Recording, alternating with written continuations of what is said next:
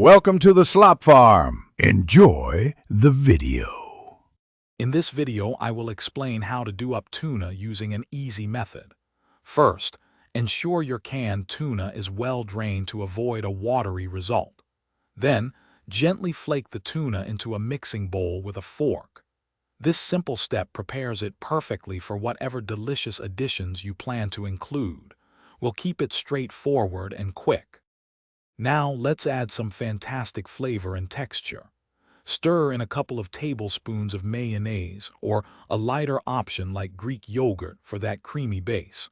For a delightful crunch, finely chop some celery or red onion and mix it through. Finish with a pinch of salt, a dash of black pepper, and a bright squeeze of fresh lemon juice. The beauty of tuna is how easily you can customize it. Feel free to experiment with fresh herbs such as dill or parsley to brighten the taste. For a tangy twist, consider adding some diced pickles or a few capers. A small spoonful of Dijon mustard can also introduce a wonderful depth of flavor, making it uniquely yours.